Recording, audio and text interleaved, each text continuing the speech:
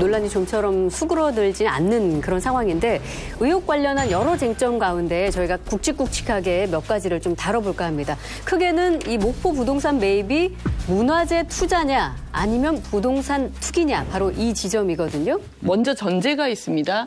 이 사건 자체의 쟁점이 여러 가지로 나뉘어요. 그러니까 투기냐는 것도 있고 혹은 뭐 직권 남용이냐는 것도 있고 이해 충돌이냐는 것도 있는데 우선 투기였다면 몇 년 동안 상임이든 SNS든 그렇게 계속 목포의 문화재를 살립시다. 목포에 가서 우리 같이 가서 삽시다. 주변 사람들한테도 그렇게 권유를 했다는 거잖아요.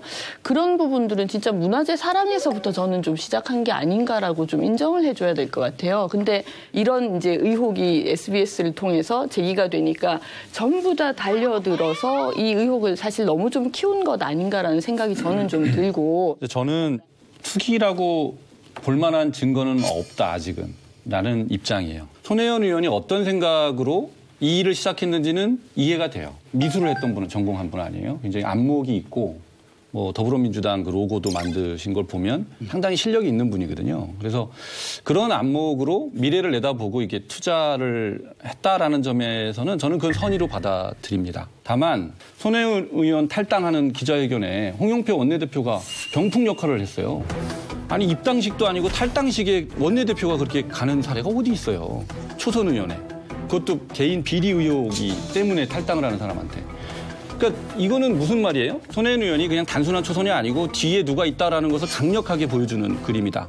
두 번째, 민주당이 손혜원 의원의 그 주장에 대해서 강력하게 지지를 한다.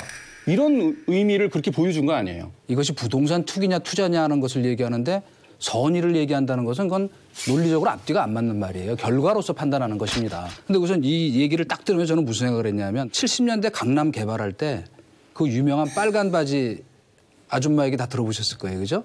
고위 공직자 부인들이 앞장서 다니면서 부동산 투기하고 근데 그때 같이 따라왔던 게 뭐냐면 유명한 기획 부동산 투기예요. 자, 정보를 사전에 입수한다. 주변에 같이 투자할 사람들을 모은다. 그래서 어떤 지역을 가서 사가지고 가격이 올라가면 팔고 튄다. 이거 자칫하면 문화라는 옷을 입힌 기획 부동산 투기라고 비난받아도 할 말이 없게 된 것은 뭐냐면 그냥 보통 문화인이었으면 누가 이거를 문제 삼겠어요. 바로 그 막강한 문헌체 관광위의 간사고 정보를 입수할 만한 위치에 있었고 자기가 알고 있는 정보를 이용해서 부동산을 사거나 또 심지어 그것이 문화재로 지정되도록 압력을 가한 것들이 자기 사익을 위한 것이냐. 규명이 안 됐어요. 처음에 이게 투기 의혹으로부터 시작된 거거든요. 보도 자체가. 그런데 그런데 본인은 투기가 아니다라고 해명을 한 거예요. 그러니까 언론의 포커스 자체가 좀 공정하게 시작을 했으면 이렇게 진행이 안 됐을 거라는 거예요. 지난주만 하더라도 손혜원 투기 의혹 관련으로 종합일간지 보도량이 엄청납니다. 조선일보가 뭐 134건이라고 하고요. 중앙일보가 154건이라고 하고요. 동아일보는 또 116건이라고 하고요.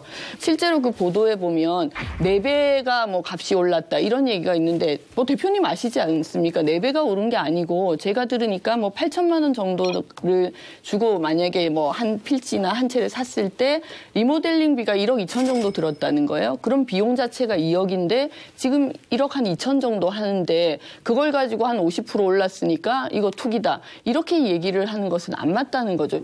지금 배 의원님이 이 손혜원 기사량을 말씀하셨는데 조중동만 말씀하셨는데 한겨레가 57건, 경향신문이 86건을 보도를 하고 있어요. 이거는 보수 언론들이 주로 이렇게 이끌어가는 모양새가 아니다. 모든 언론들이 다 하고 있어요. 저는 그건 손혜원 의원 본인이 만들었다고 생각해요. 그리고 민주당이 만들었다.